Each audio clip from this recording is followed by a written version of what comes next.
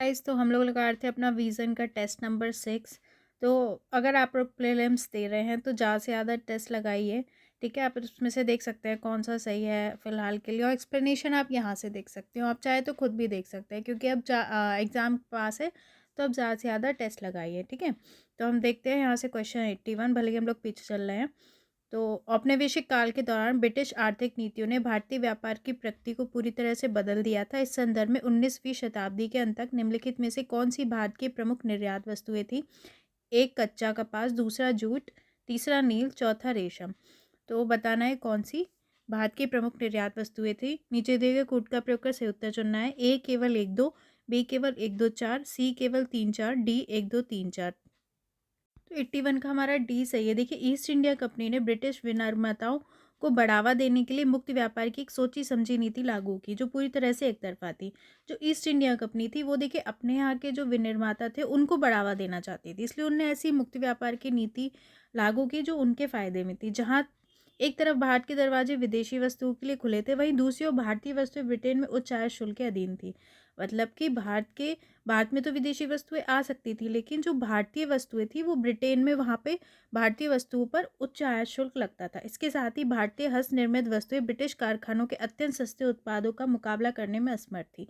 मतलब भारत की जो हाथ से बनी वस्तुएं थी वो ब्रिटेन के जो कारखानों में बनी वस्तुएं थी उनका मुकाबला करने में असमर्थ थी। इस प्रकार की नीतियों ने भारत को विनिर्मित उत्पादों के बजाय कपास और रेशम जैसे कच्चे माल का निर्यात करने के लिए विवश कर दिया।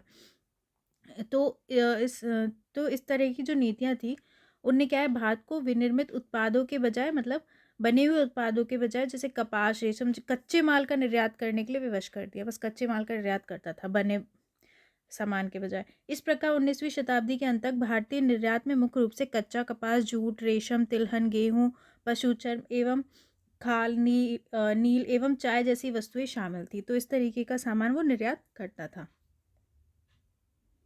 तो 81 का हमारा डी सही है। अब 82 देखते हैं।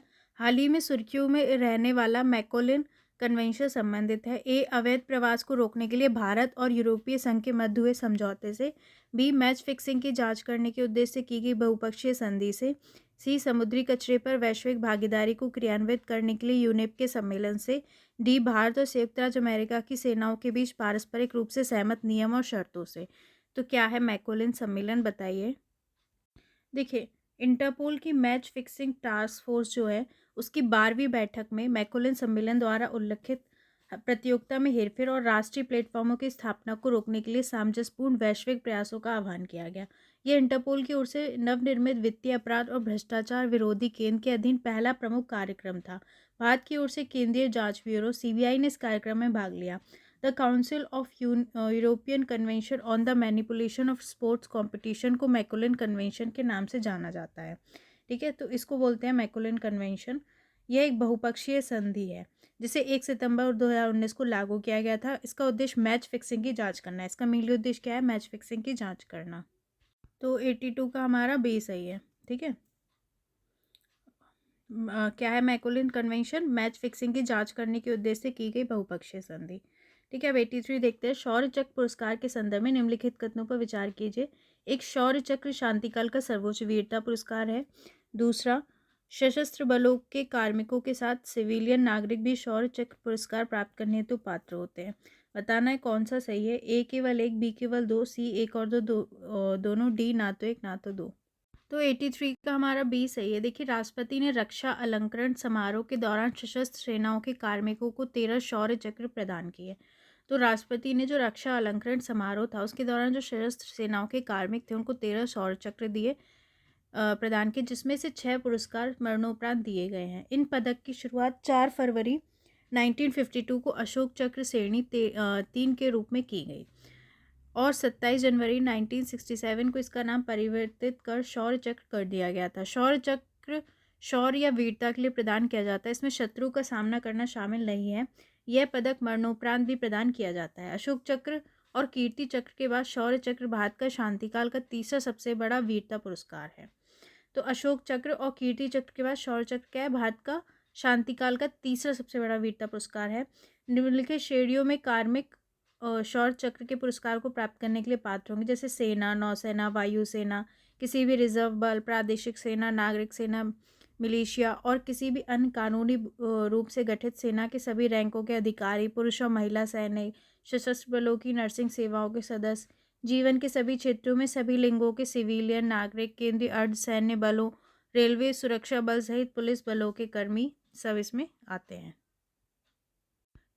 तो हमारा 83 का बी सही है, केवल दूसरा सही है।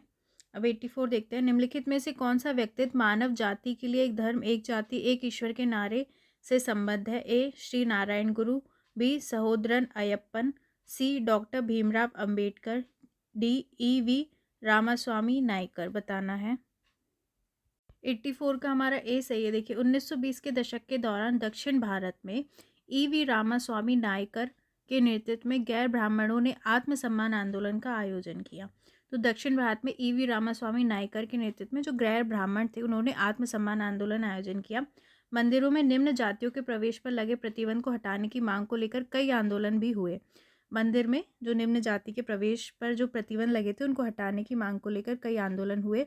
केरल में श्री नारायण गुरु ने सवर्ण वर्चस्व के विरुद्ध आजीवन संघर्ष का नेतृत्व किया।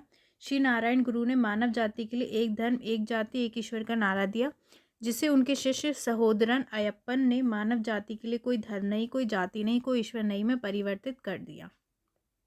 तो 84 का हमारा कौन सा सही है? ए सही है। ठीक है, श्री नारायण गुरु ने दिया था नारा।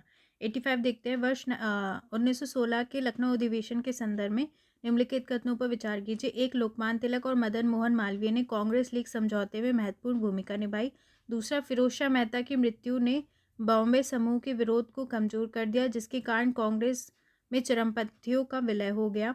तीसरा, इसकी अध्यक्षता अंबिका चरण मजूमदार ने की थी। उपयुक्त कथनों में से कौन सा ऐसे सही है? ए केवल 1, बी केवल 2 3, सी केवल 1 3, डी 1 और 2। बताना है कौन सा सही है। 85 का देखिए बी सही है। देश में बढ़ रही राष्ट्रवादी भावना और राष्ट्रीय एकता की आकांक्षा के कारण वर्ष 1916 में भारतीय राष्ट्रीय कांग्रेस के लखनऊ अधिवेशन में ऐतिहासिक महत्व की 2 घटनाएं हुई। जो भारतीय राष्ट्रीय कांग्रेस का लखनऊ अधिवेशन हुआ था उसमें 2 ऐतिहासिक घटनाएं हुई। पहली यह कि कांग्रेस के 2 दल जो अलग हो गया था, सूरज विभाजन हो गया था 1907 में, वो फिर से एक हो गए। ठीक है, पुराने विवादों पर अब कोई अर्थ नहीं रह गया था और जैसा कि फूट और विभाजन के कारण कांग्रेस राजनीतिक निष्क्रियता का शिकार हो गई थी। कांग्रेस का लखनऊ अधिवेशन वर्ष 1907 के कांग्रेस के विभाजन के बाद पहला संयुक्त कांग्रेस अधिवेशन था। लखनऊ अधिवेशन 1916 के नरम दलीय अध्यक्ष अंबिका चरण मजूमदार द्वारा तिलक और अन्य उग्र राष्ट्रवादी नेता को कांग्रेस में दोबारा आने का स्वागत किया गया। ठीक है, दिसंबर 1915 में कांग्रेस के वार्षिक अधिवेशन में एनी बेसेंट तिलक के प्रयासों को सफलता मिली। इसमें यह निर्णय लिया गया कि उग्रवादियों को कांग्रेस में पुनः शामिल होने की अनुमति दी जाए। तो एनी बेसेंट और तिलक के प्रयासों से सफलता मिली। ठीक है, अब फिरोज शाह मेहता की मृत्यु से बॉम्बे समूह का विरोध बहुत कमजोर हो गया था। दूसरी, लखनऊ अधिवेशन में कांग्रेस और अखिल भारतीय मुस्लिम लीग ने अपने पुराने मतभेदों को भुलाकर सरकार के समक्ष साझी राजनीतिक मांगे रखी। ठीक है, तो जो कांग्रेस और मुस्लिम लीग थी उनके भी मतभेद सुलझ गए थे। ठीक है, कांग्रेस और लीग की एकता कांग्रेस लीग समझौते पर हस्ताक्षर के साथ स्थापित हुई, जिसे समांतर लखनऊ समझौते के नाम से जाना जाता है। लखनऊ समझौता हिंदू मुस्लिम एकता की दिशा में एक महत्वपूर्ण कदम था। मदन मोहन मालवीय सहित अनेक महत्वपूर्ण नेताओं की इच्छा के विरुद्ध तिलक और एनी बेसेंट दोनों ने कांग्रेस और लीग के बीच समझौता कराने में अग्रणी भूमिका निभाई थी। 85 का हमारा बी सही है, दूसरा तीसरा सही है। ठीक है, पहला सही नहीं है। अब 86 देखते हैं। निम्नलिखित घटनाओं पर विचार कीजिए। एक, ब्रिटिश वस्त्रों की आयात पर आयात शुल्क हटाना। दूसरा, लोगों को निशस्त्र करने के लिए शस्त्र अधिनियम का अधिनियमन। तीसरा, तृतीय अफगान युद्ध का प्रारंभ। चौथा, वर्नाक्युलर प्रेस एक्ट का कार्यान्वयन। उपयुक्त घटनाओं में निम्नलिखित में से कौन सा वायसराय संबंध है? ए लॉर्ड हार्डिंग, दूसरा Lord Lytton, C Lord Ripon, D Lord Dufferin. बताना है। 86 का हमारा बी सही है। 1876 और 80 तक लॉर्ड लिटन के वायसराय कार्यकाल की घटना है। ठीक है, सबसे ज़्यादा खराब काम लॉर्ड लिटन ने किया था, तो वैसे ही आप इसको ध्यान रख सकते हैं। ब्रिटेन के वस्त्र निर्माताओं को खुश करने के लिए ब्रिटिश वस्त्रों के आयात पर अधिकांश आयात शुल्क हटा दिया गया। तो ब्रिटिश वस्त्रों के आयात पर आयात शुल्क हटा दिया गया। वर्ष 1876-78 के अकाल ने मद्रास, बॉम्बे, मैसूर, हैदराबाद, मध्य भारत के कुछ हिस्सों और पंजाब को प्रभावित किया था। ठीक है, रिचर्ड स्ट्रेची 1878 की अध्यक्षता ने अकाल आयोग की नियुक्ति में अकाल आयोग की नियुक्ति की गई। ठीक है, जो जो इसके टाइम काम हुए बता रही हूँ। राजकीय उपाधि अधिनियम 1876, ब्रिटेन की महारानी विक्टोरिया ने कैसर हिंद और महाराज और भारत की साम्राज्ञी की उपाधि धारण की। अफगानिस्तान के खिलाफ हुए दूसरे युद्ध की भारी कीमत, जिसका वहन भारतीय कोषागार द्वारा किया गया था, के विरुद्ध जोरदार आंदोलन छिड़ गया। वर्ष 1878 में शस्त्र अधिनियम, जो पूरे राष्ट्र को प्रभावहीन करने के प्रयास के रूप में लाया गया था, ने लोगों का निरस्त्रीकरण कर दिया। ठीक है, शस्त्र अधिनियम लाया गया। 1878 में वर्नाकुलर प्रेस अधिनियम आया था। ठीक है, कि राजनीतिक रूप से जागरूक भारतीयों द्वारा निंदा की गई, क्योंकि इसे राष्ट्रवादियों द्वारा देश में विदेशी सरकार की बढ़ती राष्ट्रवादी आलोचना को दबाने के प्रयास के रूप में देखा जा रहा था। ठीक है, प्रेस को दबाना था। 1877 में पहली बार दिल्ली में शाही दरबार का आयोजन ऐसे समय में हुआ जब देश भयानक अकाल से पीड़ित था।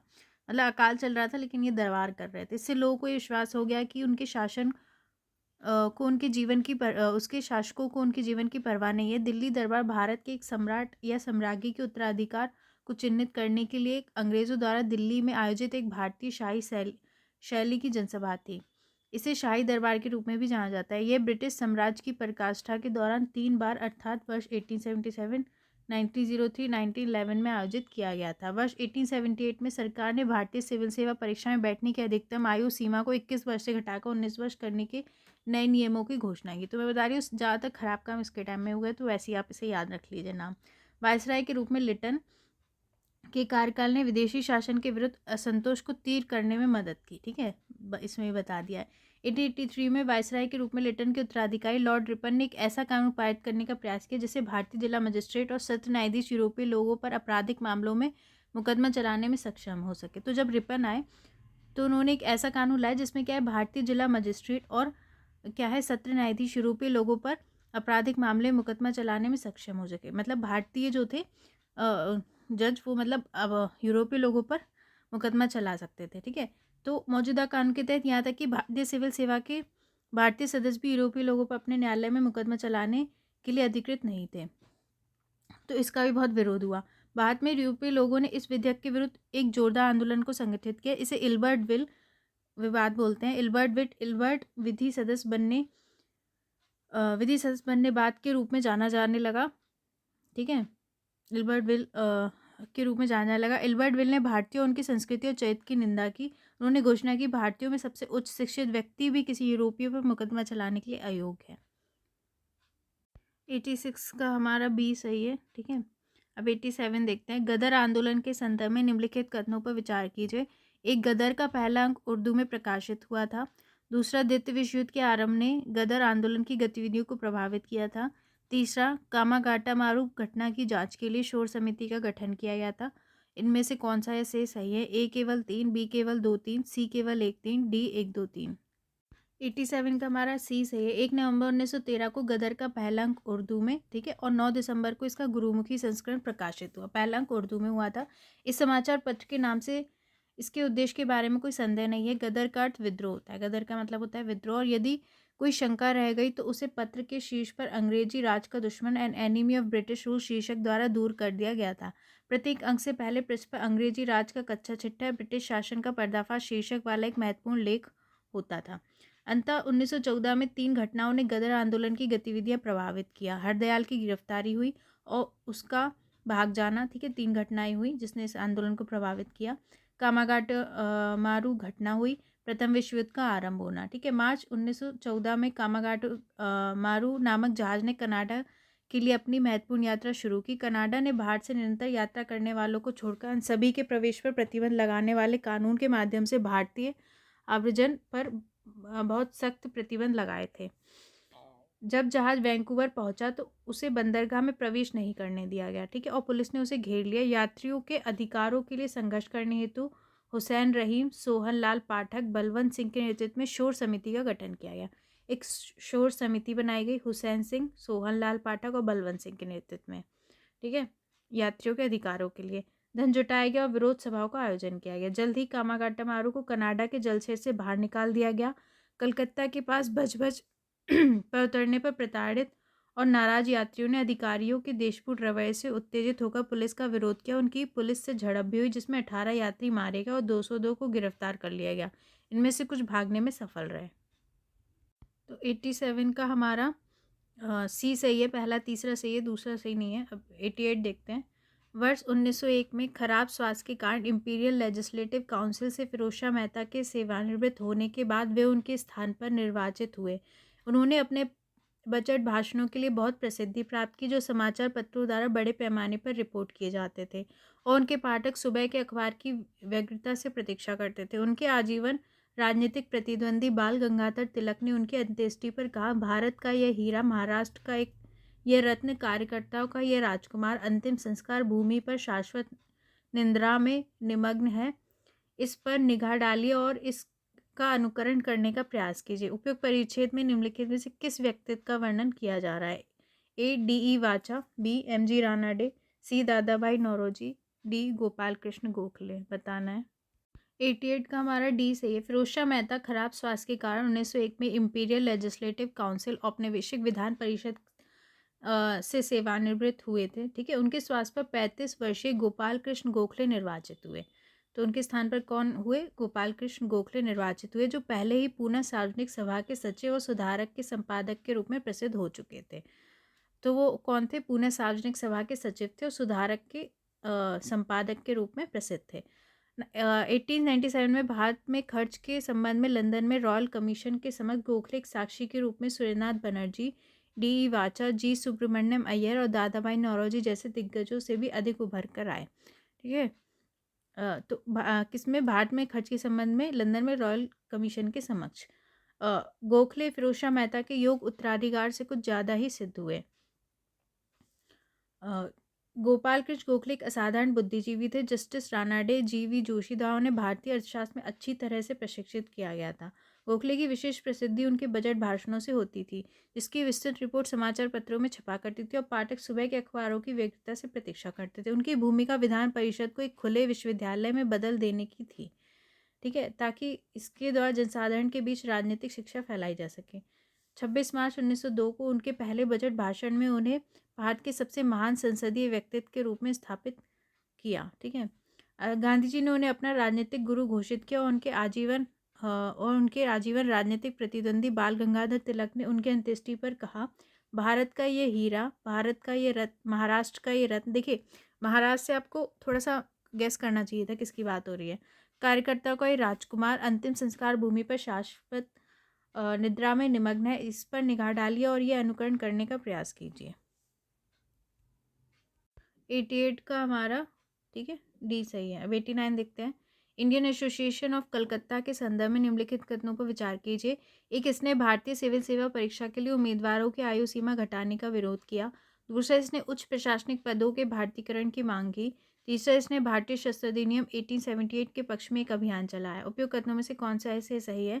ए केवल एक, 3, बी केवल एक, सी केवल 2, डी 1 और 2। देखिए, 89 का डी सही है। इंडियन एसोसिएशन ऑफ कलकत्ता, जिसे इंडियन नेशनल एसोसिएशन के रूप में भी जाना जाता है। ठीक है, क्या है? इंडियन एसोसिएशन ऑफ कलकत्ता, इसे बोलते हैं इंडियन नेशनल एसोसिएशन, ने इंडियन लीग का स्थान लिया। इंडियन लीग का इसने स्थान लिया था। इसे 1876 में सुरेंद्रनाथ बनर्जी और आनंद मोहन बोस के नेतृत्व में बंगाल के युवा राष्ट्रवादियों द्वारा स्थापित किया गया था। किसने बनाया था? सुरेंद्रनाथ बनर्जी और आनंद मोहन बोस ने इंडियन एसोसिएशन ऑफ कलकत्ता को।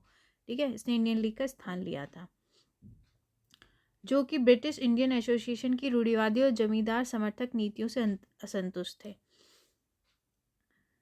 इंडियन एसोसिएशन कांग्रेस के पूर्व के संघों में सर्वाधिक महत्वपूर्ण थी। जो कांग्रेस के पूर्व संघ थे उनमें सबसे महत्वपूर्ण थी और इसका उद्देश्य हर वैध तरीके से लोगों की राजनीतिक और बौद्धिक उन्नति को बढ़ावा देना था।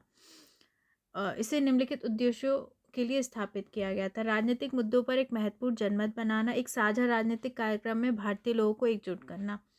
इसने भारतीय सिविल सेवा की उम्मीदवारी के लिए 1877 में आयु सीमा घटाने का विरोध किया। ठीक है, तो ये लोग क्या करते थे? सिविल सेवा की उम्मीदवारी के लिए आयु घटा देते थे, तो इन्हें इसका विरोध किया। इस एसोसिएशन ने इंग्लैंड और भारत में एक साथ सिविल सेवा परीक्षा आयोजित करने और उच्च प्रशासनिक पदों के भारतीयकरण की मांग की। ठीक है, उच्च प्रशासनिक जो पद थे उनके भारतीयकरण की मांग की। सिविल सेवा को इंग्लैंड के साथ भारत में भी आयोजित करने की मांग की। इसने दमनकारी हथियार अधिनियम जो था 1878 और वर्नाकुलर प्रेस अधिनियम के विरुद्ध एक अभियान चलाया था। ठीक है, तो 89 का हमारा डी सही है। अब देखिए, यहाँ पे एक ही वर्ड था, के पक्ष में, तीसरा कथन देखिए, तो हम सोचेंगे अच्छा हाँ पक्ष में, लेकिन विपक्ष में होता तो, ठीक है, एक वर्ड में भी आपका गलत हो सकता है। ये देखिए। अब 90 देखते हैं। मिशन अमृत सरोवर के संदर्भ में निम्नलिखित कथनों पर विचार कीजिए। एक, इस मिशन का उद्देश्य आज़ादी का अमृत महोत्सव के एक हिस्से के रूप में देश भर में 75 जल निकायों को पर्यटक आकर्षण केंद्र के रूप में विकसित करना है। यह पर्यटन मंत्रालय की एक पहल है। उपयुक्त कथनों में से कौन सा ऐसे सही है? एक केवल एक, बी केवल दो, सी एक और दो दोनों, ना डी ना तो एक ना तो दो। तो 90 का हमारा डी सही है। भविष्य के लिए जल संरक्षण की दृष्टि से प्रधानमंत्री ने अमृत सरोवर पर एक नया मिशन शुरू किया। ठीक है। मिशन का उद्देश्य क्या है? आज़ादी का अमृत महोत्सव के एक भाग के रूप में, जो है आज़ादी का अमृत महोत्सव, उसके एक भाग के रूप में देश के प्रत्येक जिले में, जितने भी प्रत्येक जिले हैं उनमें 75 जल निकायों का विकास करना है। ठीक है, 75 जल निकायों का विकास करना है और उनका कायाकल्प करना है। कुल मिलाकर इसमें लगभग 1 एकड़ या उससे अधिक आकार वाले 50,000 जलाशयों का निर्माण किया जाएगा। ठीक है, 1 एकड़ या उससे अधिक वाले 50,000 जलाशयों का निर्माण किया जाएगा। ये मिशन एक संपूर्ण सरकारी दृष्टिकोण के साथ शुरू किया गया है। ठीक है, जिसमें 6 मंत्रालय विभाग नामतक 6 मंत्रालय विभाग हैं। ग्रामीण विकास विभाग, भूमि संसाधन विभाग, पेयजल और स्वच्छता विभाग, जल संसाधन विभाग, पंचायती राज मंत्रालय, वन पर्यावरण और जलवायु परिवर्तन मंत्रालय शामिल है। साथ ही भास्कराचार्य राष्ट्रीय अंतरिक्ष अनुप्रयोग भू सूचना विज्ञान संस्थान को मिशन की एक तकनीकी भागीदार के रूप में नियुक्त किया गया है। मिशन अमृत सरोवर को 15 अगस्त 2023 तक पूरा किया जाना है। ठीक है, इसको 15 अगस्त 2023 तक पूरा किया जाना है। मिशन के लोगों की भागीदारी केंद्र बिंदु है। ठीक है, मिशन में लोगों की भागीदारी जो है वो केंद्र बिंदु है। जहाँ भी अमृत सरोवर का निर्माण किया जाना है वहाँ सभी चरणों में स्थानीय स्वतंत्रता सेनानियों, उनके परिवार के सदस्यों, शहीदों के परिवार के सदस्यों, पद्म पुरस्कार विजेताओं, स्थानीय लोगों के नागरिकों को संलग्न किया जाएगा। 15 अगस्त को प्रत्येक अमृत सरोवर स्थल पर राष्ट्रीय ध्वजारोहण का आयोजन किया जाएगा। तो 90 का हमारा डी सही है, एक और दो दोनों ही सही नहीं है। अब देखते हैं नेक्स्ट क्वेश्चन। क्वेश्चन 91 है, सूरत में कांग्रेस के विभाजन के लिए उत्तरदायी घटनाओं के संदर्भ में निम्नलिखित कथनों में से कौन सा सही नहीं है? ए, चरमपंथियों को अलग थलग करने के लिए अंग्रेजों द्वारा पुरस्कार एवं दंड की नीति को अपनाया गया था। बी, लॉर्ड मिंटो और जॉन मार्ले ने 1906 की शुरुआत में विधान परिषदों में नए सुधारों की पेशकश की और नरमपंथी सरकार के साथ सहयोग करने के लिए सहमत हुए। सी, अरविंदो घोष, गोपाल कृष्ण गोखले और फिरोज शाह मेहता उदारवादी दल के नेता थे। डी, 1906 में कांग्रेस के कलकत्ता अधिवेशन में स्वदेशी बहिष्कार, राष्ट्रीय शिक्षा और स्वशासन की मांगों पर 4 समझौता प्रस्ताव पारित किए गए थे। 91 का हमारा सी सही है। अंग्रेजों द्वारा राष्ट्रवादी आंदोलन को कमजोर करने हेतु एक वैकल्पिक नीति शुरू की गई थी। ठीक है, नरमपंथियों का उपहास करने की बजाय यह नीति उन्हें एकत्र करने की थी। तो इन्होंने क्या, मतलब जो नरमपंथी हैं उनको वो एकत्र करना चाहते थे, जैसा कि 1907 में भारत के नए राज्य सचिव जॉन मार्ले ने प्रस्तुत किया था। नई नीति को पुरस्कार और दंड, the carrot and the stick की नीति के रूप में जाना जाता है। उन्हें दमन सुलह दमन की नीति के रूप में वर्णित किया जा सकता है। नई नीति का पूरा उद्देश्य चरमपंथियों को अलग थलग करना था। ठीक है, मतलब चरमपंथी को अलग करना, जो नरमपंथी थे उनको साथ में लेकर चलना। वायसराय के रूप में लॉर्ड मिंटो और राज्य सचिव के रूप में जॉन मार्ले की अध्यक्षता वाली भारत सरकार ने विधान परिषदों में नए सुधार की पेशकश की। ठीक है, और 1906 की शुरुआत में कांग्रेस के उदारवादी नेतृत्व के साथ उन पर चर्चा की, मतलब इन्हें विधान परिषदों में नए सुधार की पेशकश की थी। नरमपंथी सरकार के साथ सहयोग करने और सुधारों पर चर्चा करने के लिए सहमत हुए, जबकि देश में एक जोरदार लोकप्रिय आंदोलन चल रहा था और सरकार उसे दबाने की कोशिश कर रही थी। थोड़े बहुत सुधार कर देते थे, बाकी ये लोग आंदोलन दबाने की कोशिश करते थे। इसका परिणाम राष्ट्रवादियों के बीच विभाजन के रूप में सामने आया। ठीक है, तो क्या हुआ कि राष्ट्रवादियों में विभाजन हो गया। दोनों दलों के मुख्य जननेता बाल गंगाधर तिलक जो चरमपंथी थे, ठीक है, चरमपंथियों के, और गोखले नरमपंथियों के, ठीक है, परिपक्व नेता थे। बाल गंगाधर तिलक चरमपंथियों के नेता थे और गोखले नरमपंथी के, जिन्हें राष्ट्रवादियों के बीच फूट के खतरों की स्पष्ट समझ थी। जब टकराव की बात आई तो तिलक को अरविंदो घोष जैसे चरमपंथी नेताओं के साथ जाना पड़ा। ठीक है,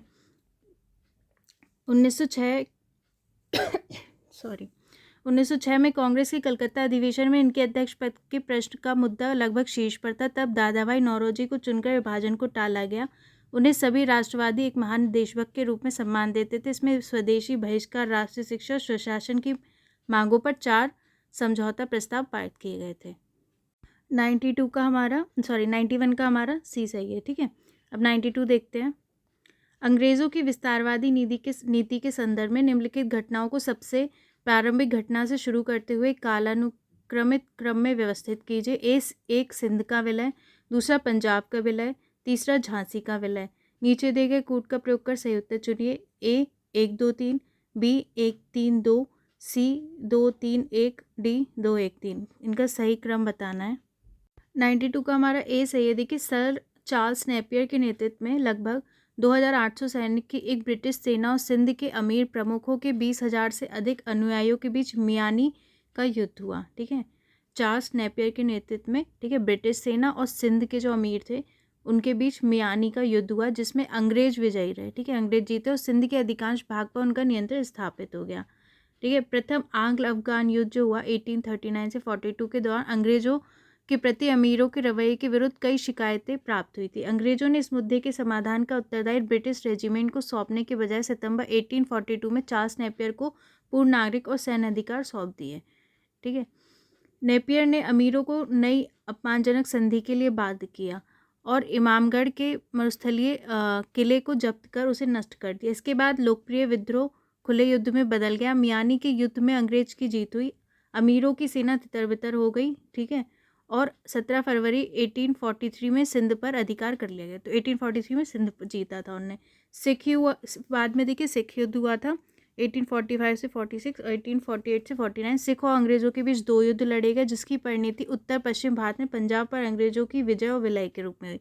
तो पहले सिंध जीता, फिर पंजाब। पहला युद्ध आपसी संदेह और सिख सेना में व्याप्त अशांति के कारण शुरू हुआ। पंजाब में सिख राज को महाराजा रणजीत सिंह द्वारा एक दुर्जय शक्ति के रूप में स्थापित किया गया था। उन्होंने वर्ष 1801 से 1839 तक शासन किया। हालांकि उनकी मृत्यु के 6 वर्षों के भीतर सरकार आंतरिक विद्रोह और हत्याओं की एक श्रृंखला के कारण बिखर गई। ठीक है, वर्ष 1843 तक रणजीत सिंह का सबसे छोटा बेटा पंजाब का शासक था। उनकी मां को राज संरक्षक रानी घोषित किया गया था। ठीक है, जब तक रणजीत सिंह थे तब तक तो वो नहीं हरा पाए, उसके बाद फिर उन्हें लिया। हालांकि वास्तविक शक्ति सेना के पास रहती थी, जो स्वयं पंचों और सैन्य समितियों द्वारा नियंत्रित थी। प्रथम आंग्ल अफगान युद्ध 1838-42 के दौरान सिखों द्वारा अपने क्षेत्र में अंग्रेज सैनिक को गुजरने की अनुमति देने से इनकार करने से अंग्रेजों के साथ उनके संबंध पहले से ही तनावपूर्ण हो गए थे। एक ब्रिटिश हमले को रोकने के बहाने सिखों ने दिसंबर 1845 में ब्रिटिश भारत पर आक्रमण करने के लिए सतलुज नदी को पार किया। मुदकी, फिरोजपुर, अलीवाल और सोबराव की 4 रक्तरंजित और कठिन युद्धों में सिखों की हार हुई। अंग्रेजों ने सतलुज के पूर्व में इसके और व्यास नदी के बीच सिख भूमि पर कब्जा कर लिया। कश्मीर और जम्मू को अलग कर दिया गया और सिख सेना को 20,000 पैदल सेना और 12,000 घुड़सवार सेना तक सीमित कर दिया गया। अंग्रेज सैनिकों के साथ एक ब्रिटिश रेजिमेंट लाहौर में तैनात किया गया। दूसरा सिख युद्ध अप्रैल 1848 में मुल्तान के गवर्नर मूलराज के विद्रोह के साथ शुरू हुआ। ठीक है, और 14 सितंबर को विद्रोही ने सिख सेना में शामिल होने पर एक राष्ट्रीय विद्रोह बन गया। गुजरात में अंतिम रूप से अंग्रेज की जीत 21 फरवरी से पहले रामनगर 22 नवंबर और चिलियावाला 13 जनवरी 1849 में अनिर्णित लड़ाइयाँ लड़ी गई। अत्यधिक क्रूरता और कमजोर सैन्य नेतृत्व इन युद्धों की विशेषता रही। ठीक है, 12 मार्च 1848 को सिख सेना ने आत्मसमर्पण कर दिया और पंजाब राज्य अंग्रेजों का नियंत्रण स्थापित हो गया। सभी देश राज्यों को सीधे ब्रिटिश शासन के अधीन लाने के लिए भारत के तत्कालीन गवर्नर जनरल लॉर्ड डलहौजी ने 1848 और 56 में व्यक्तिगत की जो नीति थी लॉर्ड डलहौजी की, ठीक है, डॉक्ट्रिन ऑफ लैप्स को प्रतिपादित किया। तो उसके तहत झांसी लिया था। इस नीति के तहत यदि किसी रियासत के शासक की मृत्यु बिना किसी प्राकृतिक उत्तराधिकारी के हो जाती है, मतलब अगर किसी शासक का उत्तराधिकारी नहीं है, ठीक है, प्राकृतिक उत्तराधिकारी नहीं है, तो उसके दत्तक पुत्र को ब्रिटिश सत्ता द्वारा उसके उत्तराधिकारी के रूप में मान्यता नहीं दी जाती। ठीक है, गोद लिए बच्चे को मान्यता नहीं देंगे और उस राज्य पर ब्रिटिश सत्ता का नियंत्रण हो जाता था। इस नीति के लागू होने से कई भारतीय राज्य अंग्रेजों के अधीन हो गए। यह नीति झांसी पर भी लागू हो गई थी, क्योंकि उसके शासक राजा गंगाधर राव की मृत्यु एक प्राकृतिक उत्तराधिकारी के बिना हुई थी। अपने पति की मृत्यु के बाद रानी लक्ष्मीबाई ने अपने दत्तक पुत्र आनंद राव को दिवंगत राजा का उत्तराधिकारी घोषित कर दिया। हालांकि भारत का तत्कालीन गवर्नर जनरल पहले ही व्यक्तिगत की नीति प्रतिपादित कर चुका था। इस नीति को लागू करके डलहौजी ने सतारा, जयपुर, तंजौर, संबलपुर आदि राज्यों पर ब्रिटिश अधिपत्य स्थापित कर लिया था। इसलिए डलहौजी ने आनंद राव को स्वर्गीय गंगाधर राव के उत्तराधिकारी के रूप में स्वीकार करने से इनकार कर दिया और 1853 में झांसी पर कब्जा कर लिया। तो पहले सिंध, फिर पंजाब, फिर झांसी, ये क्रम रहा।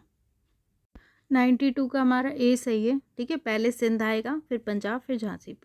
अब 93 देखते हैं। भारत में दिवाला और शोधन अक्षमता संहिता के तहत वित्तीय लेनदारों के संदर्भ में निम्नलिखित कथनों पर विचार कीजिए। एक, वित्तीय लेनदार वे लेनदार होते हैं जिन्होंने कॉरपोरेट लेनदार को वस्तुएं सेवाएं प्रदान की है। दूसरा, वे केवल वित्तीय लेनदार ही कॉरपोरेट दिवाला समाधान प्रक्रिया शुरू कर सकते हैं। तो बताना है कौन सा सही है। ए केवल एक, बी केवल दो, सी एक और दो दोनों, डी ना तो एक ना तो दो। देखिए 93 का हमारा डी सही है। हाल ही में दिवाला और शोधन अक्षमता संहिता जो IBC है, ठीक है, के तहत वित्तीय लेनदार द्वारा वसूली 33% तक सिमट गई है, 33% तक सिमट गई है, ठीक है। जो इंसॉल्वेंसी एंड बैंक्रप्सी कोड है, भारतीय दिवाला और शोधन अक्षमता बोर्ड IBBI के आंकड़ों के अनुसार ये मार्च 2021 तक 39.3% और मार्च 2020 तक 46% के स्तर पर थी। इसे देखिए, वित्तीय लेनदारों के बारे में देखते हैं। इसे IBC 2016 के तहत एक ऐसे लेनदार के रूप में परिभाषित किया गया है जिसे कॉरपोरेट देनदार द्वारा लोन, ऋण, सुरक्षा जैसे वित्तीय ऋण दिए गए हैं। तो कौन होते हैं वित्तीय लेनदार, ठीक है, जिन्होंने क्या है, ऐसे लेनदार होते हैं जिसे कॉरपोरेट देनदार द्वारा लोन, ऋण, सुरक्षा जैसे वित्तीय ऋण दिए गए हैं। जबकि एक परिचालन लेनदार एक ऐसा लेनदार होता है जिसे कॉरपोरेट देनदार को वस्तुएं सेवाएं प्रदान की है, जिसमें कर्मचारी भी शामिल हैं। देखिए वित्तीय लेनदार, ठीक है, वित्तीय लेनदार वर्ड देखिए, लेने वाला, ठीक है, लेनदार ऐसे होते हैं, ऐसे लेनदार होते हैं जिन्हें कॉरपोरेट देनदार द्वारा, मतलब देने वाले द्वारा लोन, ऋण और सुरक्षा जैसे वित्तीय ऋण दिए गए हैं। जबकि परिचालन लेनदार, परिचालन जिसने, देखिए परिचालन वर्ड है इसमें, परिचालन लेनदार, ठीक है, ऐसे लेनदार होते हैं जिन्हें कॉरपोरेट देनदार को वस्तुएं सेवाएं, जिसने जो कॉरपोरेट देनदार है उसको वस्तुएं सेवाएं प्रदान की है, जिसमें कर्मचारी भी शामिल होते हैं। बात समझ में आ गई आपको, ठीक है। जब कोई भी व्यक्ति, चाहे वह वित्तीय लेनदार हो, परिचालन लेनदार हो या कॉरपोरेट देनदार हो, स्वयं कॉरपोरेट दिवाला समाधान प्रक्रिया शुरू कर सकता है। तो कोई भी कॉरपोरेट दिवाला समाधान प्रक्रिया कोई भी शुरू कर सकता है, ठीक है। वित्तीय लेनदार की समितियों का हिस्सा होते हैं। जो वित्तीय लेनदार होते हैं, ठीक है, वो क्या होते हैं, लेनदार की जो समिति होती है उसका हिस्सा होते हैं। COC को IBC के तहत अधिदेशित किया गया है और इसे लेनदारों के लिए हेयरकट, कुल दावों में से वसूली की राशि, दावों की राशि को घटाने पे प्राप्त राशि सहित महत्वपूर्ण निर्णय लेने का अधिकार है, ठीक है।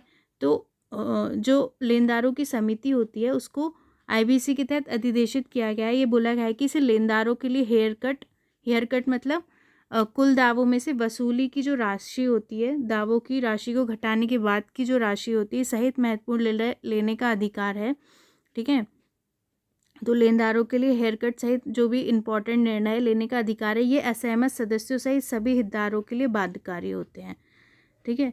COC द्वारा महत्वपूर्ण निर्णय मतदान प्रक्रिया के माध्यम से लिए जाते हैं, तो वोटिंग से निर्णय लेते हैं। चूंकि चूक की स्थिति में एक वित्तीय लेनदार सामूहिक रूप से या दूसरे उधारदाताओं के साथ अलग अलग एक न्याय निर्णय प्राधिकारी के समक्ष मध्यस्थता कार्रवाई की शुरुआत के लिए आवेदन दायर कर सकता है। तो 93 का हमारा डी सही है, ठीक है। जहाँ पे देखिए केवल एवल जैसे शब्द आ जाते हैं, इसमें दूसरे में था, तो वो मतलब हमेशा तो नहीं है, थोड़ा अपना दिमाग आपको लगाना ही है, लेकिन जहाँ तरह वो गलत हो जाता है वर्ड, ठीक है। केवल वित्तीय लेनदार ही कॉर्पोरेट दिवाला समाधान प्रक्रिया, लेकिन और भी तो हो सकते हैं ना। तो ये केवल एवल वर्ड्स पे आप थोड़ा सा ध्यान देकर पढ़िए, लेकिन ऐसा जरूरी नहीं कि वो गलत ही हो, लेकिन हो सकता है कि गलत हो, तो इस पर ध्यान देकर पढ़िए। अब 94 देखते हैं। निम्नलिखित युग्मों पर विचार कीजिए। समाचार पत्र और संबंधित व्यक्ति। एक, हितवाद गोपाल कृष्ण गोखले, दूसरा हितेच्छु चितरंजन दास, तीसरा सुधारक बाल गंगाधर तिलक। बताना है कौन से सही है। ए केवल एक, बी केवल एक दो, सी केवल एक तीन, डी केवल तीन।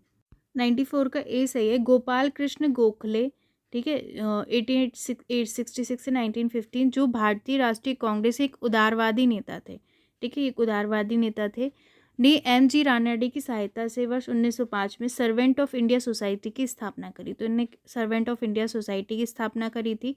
वर्ष 1911 में समाज के विचारों को प्रस्तुत करने के लिए हितवाद का प्रकाशन प्रारंभ किया। हितवाद का प्रकाशन किया था इन्हें। इस सोसाइटी ने स्वयं को राजनीतिक गतिविधियों और भारतीय राष्ट्रीय कांग्रेस जैसे संगठनों से पृथक करने का निर्णय लिया, ठीक है। तो इसके बाद गोपाल हरि देशमुख 1823 से 1892 महाराष्ट्र के एक समाज सुधारक और तर्कवादी थे। ठीक है, महाराष्ट्र के थे और एक सुधारक और तर्कवादी थे गोपाल हरि देशमुख। उन्होंने ब्रिटिश शासन के तहत एक न्यायाधीश का पद ग्रहण किया था, लेकिन सामाजिक सुधार के मुद्दों पर एक साप्ताहिक पत्रिका प्रभाकर के लिए लोकहितवादी उपनाम से लेख भी लिखा करते थे। एक पत्रिका थी प्रभाकर, उसमें लोकहितवादी उपनाम से लेख लिखा करते थे। ठीक है, उन्होंने हिंदू रूढ़िवादिता पर हमला किया और सामाजिक और धार्मिक समानता का समर्थन किया। उन्होंने जाति व्यवस्था की बुराइयों के खिलाफ लिखा। उन्होंने कहा यदि धर्म सामाजिक सुधार की अनुमति नहीं देता तो धर्म बदल दें। उन्होंने एक साप्ताहिक समाचार पत्र हितेक्षु शुरू किया। ठीक है, उन्होंने एक साप्ताहिक समाचार पत्र हितेक्षु शुरू किया था और ज्ञान प्रकाश, इंदु प्रकाश और लोकहितवादी पत्रिकाओं के प्रकाशन में ही महत्वपूर्ण भूमिका निभाई। ठीक है, गोपाल गणेश आगरकर, ठीक है, महाराष्ट्र के एक शिक्षाविद और समाज सुधारक थे 1856 से 1895।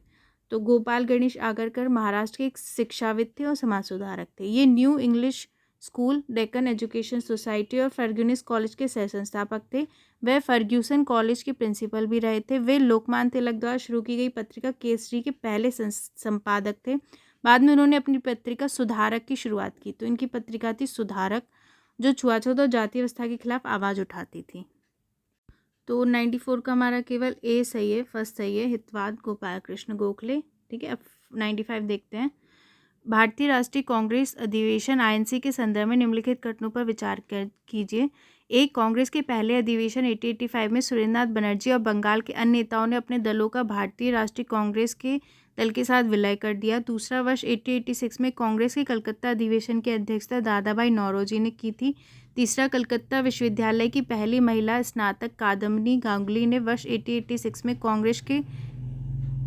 कांग्रेस के तीसरे अधिवेशन को संबोधित किया था। उपयुक्त कथनों में से कौन से सही है? ए केवल 1 3, बी केवल 1, सी केवल 2, डी केवल 2 3। 95 का देखिए हमारा सी सही है। सुरेंद्रनाथ बनर्जी और बंगाल के कई अन्य नेता राष्ट्रीय कांग्रेस के पहले सत्र में शामिल नहीं हुए थे क्योंकि वे कलकत्ता के दूसरे राष्ट्रीय सम्मेलन में व्यस्त थे। ठीक है, तो वे इसमें शामिल नहीं हुए थे। वर्ष 1886 में सुरेंद्रनाथ बनर्जी और बंगाल के अन्य नेताओं ने अपने दलों का भारतीय राष्ट्रीय कांग्रेस के दल के साथ विलय कर दिया। कांग्रेस का दूसरा अधिवेशन दिसंबर 1886 में दादा भाई नौरोजी की अध्यक्षता में कलकत्ता में आयोजित किया गया था। तो दूसरा सही है, पहला सही नहीं है। कलकत्ता अधिवेशन से राष्ट्रीय कांग्रेस पूरे देश की कांग्रेस बन गई। इसके प्रतिनिधियों की संख्या बढ़ के 436 हो गई, जिन्हें विभिन्न स्थानीय संगठनों और समूहों द्वारा चुना गया। ठीक है, 1890 में कलकत्ता विश्वविद्यालय की पहली महिला स्नातक कादम्बिनी गांगुली ने 6वें कांग्रेस अधिवेशन को संबोधित किया था। तो तीसरा भी सही नहीं है। तो 95 का हमारा सी सही है, केवल दूसरा सही है, पहला तीसरा सही नहीं है। ठीक है, अब 96 देखते हैं। 1857 के विद्रोह के बाद सेना में किए गए परिवर्तन के संदर्भ में निम्नलिखित कथनों पर विचार कीजिए। एक, इसने कंपनी के यूरोपीय सैनिकों को क्राउन की सेवाओं के लिए स्थानांतरित कर दिया। दूसरा, सेना में भारतीयों की तुलना में यूरोपीय सैनिकों का अनुपात बढ़ा दिया गया और बंगाल की सेना में भारतीय और यूरोपीय सैनिकों का अनुपात 1/2 कर दिया गया, 1:2 कर दिया गया। तीसरा, सेना और तोपखाना विभागों में सभी उच्च पद यूरोपीय लोगों के लिए आरक्षित थे। ठीक है, सेना और तोपखाना विभागों में सभी उच्च पद यूरोपीय लोगों के लिए आरक्षित थे। उपयुक्त कथनों में से कौन से सही है? ए केवल 1, बी केवल 1 3, सी केवल 2 3, डी 1 2 3। 96 का डी सही है। देखिए, 1857 के बाद आरंभ किए गए प्रमुख परिवर्तन निम्नलिखित है। क्या किया गया इस विद्रोह के बाद? सेना विलय योजना 1861 ने कंपनी के यूरोपीय सैनिकों को क्राउन की सेवा के लिए स्थानांतरित कर दिया। ठीक है, सेना विलय योजना के तहत क्या है, कंपनी के जो यूरोपीय सैनिक थे उनको क्राउन की सेवाओं के लिए स्थानांतरित कर दिया गया।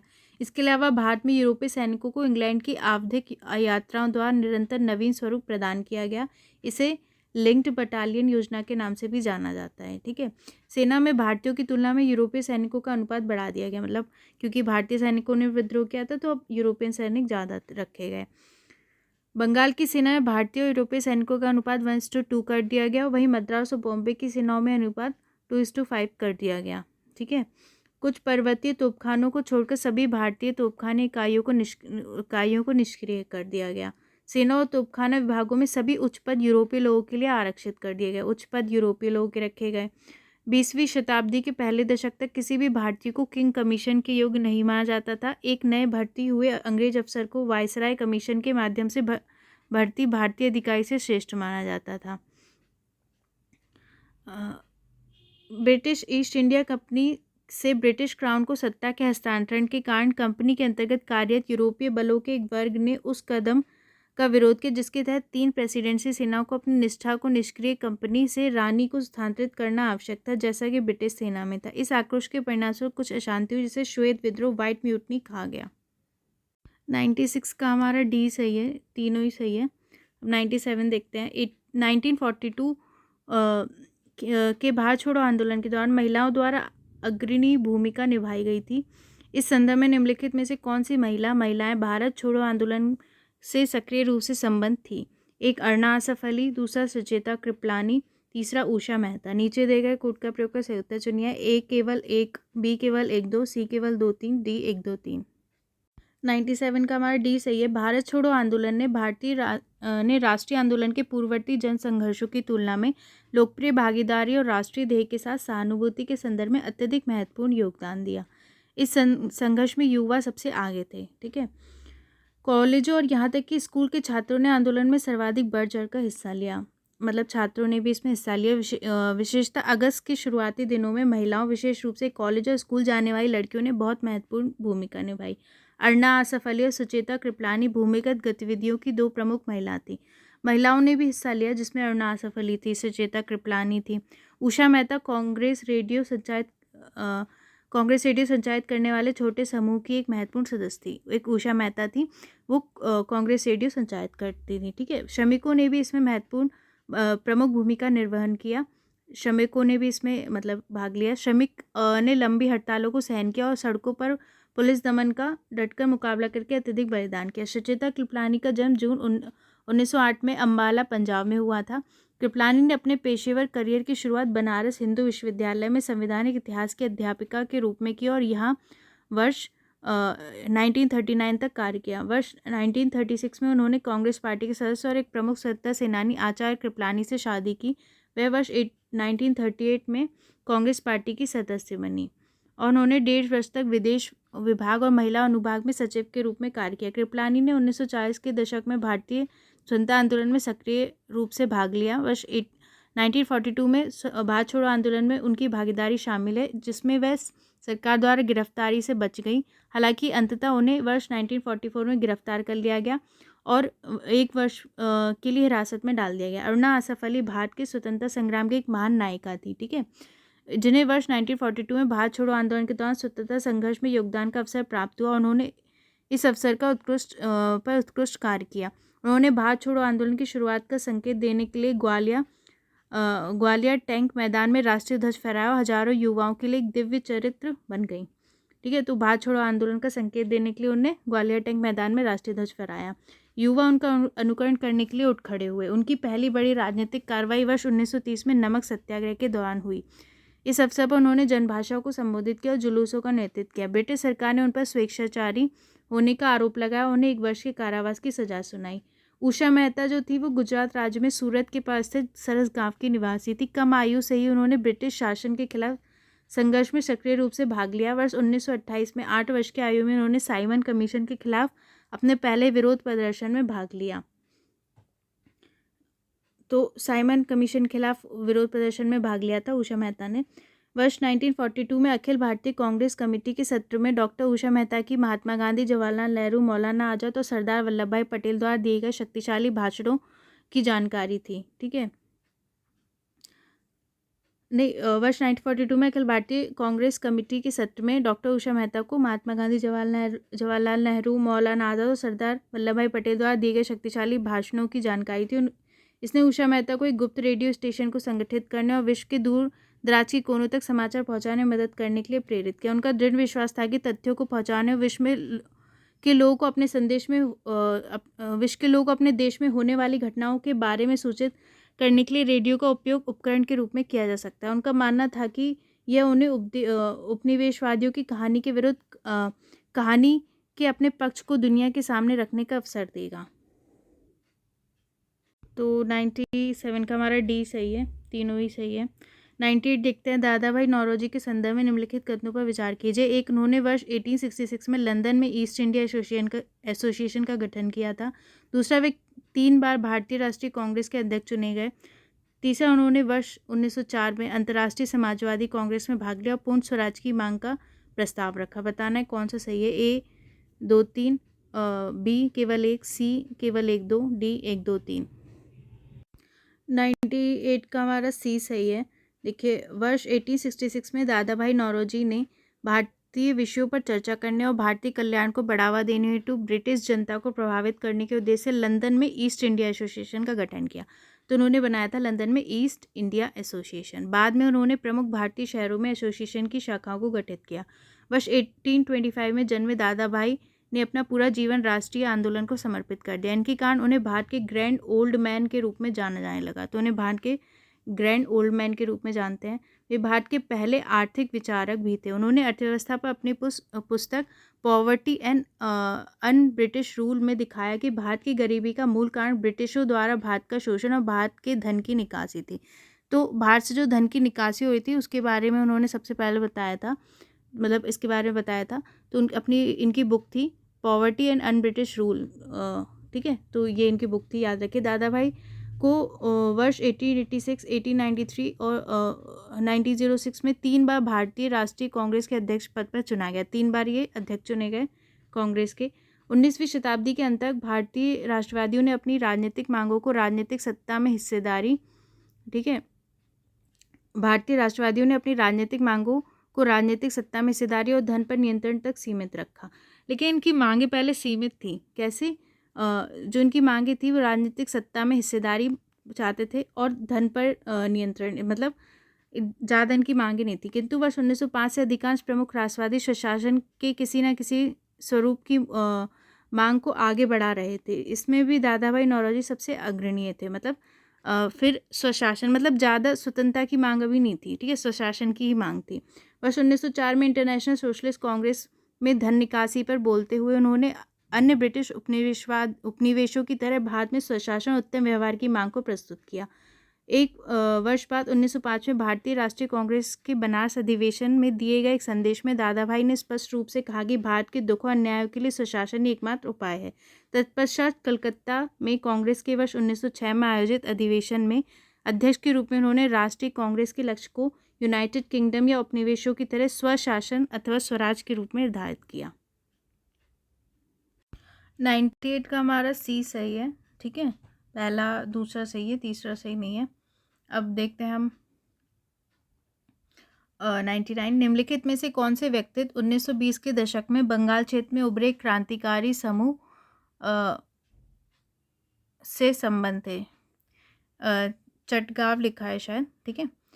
ए सूर्यसेन, दूसरा प्रीतिलता वाडेकर, तीसरा लोकनाथ बल, चौथा कल्पना दत्त। बताना है कौन सा सही है। ए केवल 1 2 3, बी केवल 2 3 4, सी केवल 1 4, डी 1 2 3 4। तो 99 का हमारा डी सही है। बंगाल में भी क्रांतिकारी आतंकवादियों ने अपनी भूमिगत गतिविधियों को पुनर्गठित और विकसित करना शुरू कर दिया। साथ ही उनमें से कई ने कांग्रेस संगठन में कार्य करना जारी रखा। नए विद्रोही समूह में सबसे सक्रिय और प्रसिद्ध सूर्यसेन के नेतृत्व में चटगांव समूह था।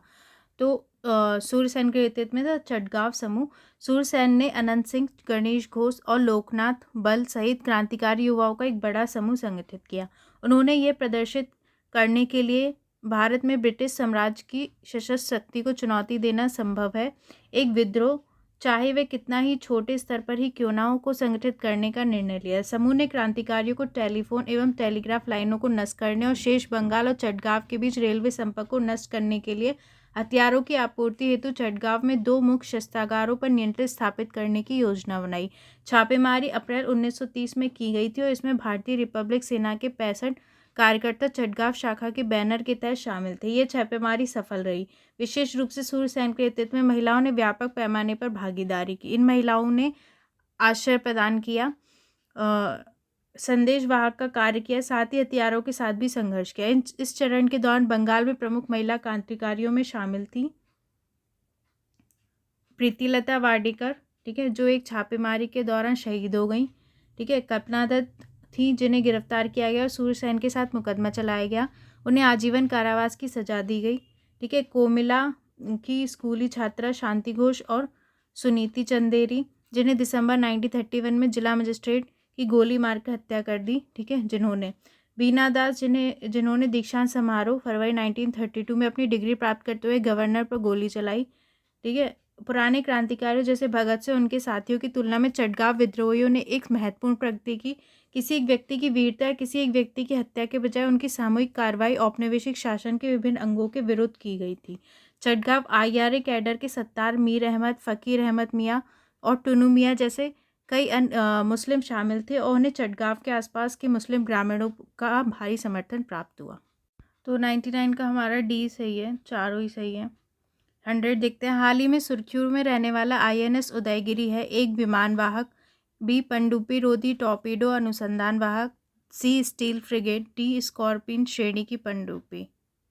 तो 100 का हमारा C सही है। हाल ही में भारत स्वदेशी युद्धपोत निर्माण के इतिहास में एक ऐतिहासिक घटना का साक्षी बना, ठीक है। इसके तहत भारतीय नौसेना के 2 फ्रंटलाइन जहाज़ों, पहला INS सूरत और दूसरा INS उदयगिरी को मझगांव डॉक लिमिटेड मुंबई में जलावतरित किया गया। INS सूरत प्रोजेक्ट 15B श्रेणी का एक विध्वंसक जहाज और दूसरा INS उदयगिरी प्रोजेक्ट 70 श्रेणी का फ्रिगेट जहाज है। तो देखिए, INS सूरत क्या है, प्रोजेक्ट 15B श्रेणी का एक विध्वंसक जहाज है और दूसरा INS उदयगिरी प्रोजेक्ट 17A श्रेणी का फ्रिगेट जहाज है। प्रोजेक्ट 17B श्रेणी के जहाज भारतीय नौसेना की अगली पीढ़ी के स्टील गाइडेड मिसाइल विध्वंसक जहाज है, जिन्हें मझगांव डॉक्स लिमिटेड मुंबई में बनाया जा रहा है। सूरत प्रोजेक्ट 15B श्रेणी का चौथा विध्वंसक जहाज है, जो P-15A कोलकाता श्रेणी विध्वंसक जहाज में एक महत्वपूर्ण बदलाव को प्रदर्शित करता है। इसका नाम गुजरात राज्य की वाणिज्यिक राजधानी और मुंबई के बाद पश्चिम भारत के दूसरे बड़े वाणिज्यिक केंद्र के नाम पर रखा गया है। सूरत जहाज को ब्लॉक निर्माण पद्धति का उपयोग करके बनाया गया। इस पद्धति में 2 अलग अलग भौगोलिक स्थानों पर पतवार का निर्माण किया जाता है। तत्पश्चात उन्हें MDL मुंबई में एक साथ जोड़ा जाता है। इस श्रेणी के पहले जहाज को वर्ष 2021 में कमीशन किया गया था। दूसरे और तीसरे जहाज़ों को लॉन्च किया जा चुका है और वे आउटफिटिंग परीक्षण के विभिन्न चरणों में। उदयगिरी का नामकरण आंध्र प्रदेश राज्य में स्थित एक पर्वत श्रृंखला के नाम पर किया गया है, ठीक है। तो उदयगिरी का नाम आंध्र प्रदेश में स्थित एक पर्वत श्रृंखला के नाम पर है। यह प्रोजेक्ट 17A के तहत निर्मित फ्रिगेट श्रेणी का तीसरा जहाज है। यह P-17 फ्रिगेट शिवालिक श्रेणी का अनुसरण करता है। साथ ही ये बेहतर स्टील फीचर्स, ठीक है, स्टील फीचर, उन्नत हथियार, सेंसर और प्लेटफॉर्म प्रबंधन प्रणाली से युक्त है। उदयगिरी पुराने लिएंडर श्रेणी ASW फ्रिगेट उदयगिरी का नया अवतार है। ASW फ्रिगेट उदयगिरी ने 18 फरवरी 1976 से 24 अगस्त 2007 तक 3 दशक में देश के लिए अपनी शानदार सेवा के दौरान कई चुनौतीपूर्ण अभियान संचालित किए। 15B और P-17A दोनों जहाज़ों को नौसेना डिजाइन निदेशालय DND द्वारा देश के अंदर इन हाउस डिज़ाइन किया गया है। DND राष्ट्र की सभी युद्धपोत डिज़ाइन गतिविधियों के लिए प्रमुख स्रोत रहा है। साथ ही पोत कारखाना में निर्माण चरण के दौरान उपकरण और प्रणालियों के लगभग 75% ऑर्डर MSME सहित विभिन्न स्वदेशी फर्मों को दिए गए, ठीक है। 75% ऑर्डर MSMEs को दिए गए। यह देश में आत्मनिर्भरता का वास्तविक प्रमाण है। तो 100 का हमारा C सही है, ये एक स्टील फ्रिगेट है, ठीक है। तो अब आप चेक करिएगा कि आपके कितना सही है, कितना स्कोर आया है, ठीक है। फिर चेक करिए कि आपकी अगर कम है तो कहाँ पे आप गलती कर रहे हैं, किस सब्जेक्ट्स में आपका कमी हो रही है, उसको सुधारिए, ठीक है। उस पर थोड़ा सा अपना वर्क करिए, अभी टाइम है, आप कर सकते हैं, ठीक है। फिर हम देखेंगे अपना नेक्स्ट वीडियो। Thank you. बिल्कुल भी डिसपॉइंट नहीं होना, आप टाइम है, आराम से पढ़ सकते हैं। जितना फ्री माइंड होकर पढ़ेंगे उतना आप अच्छा कर पाएंगे, ये बात हमेशा ध्यान रखिएगा। Thank you, all the best.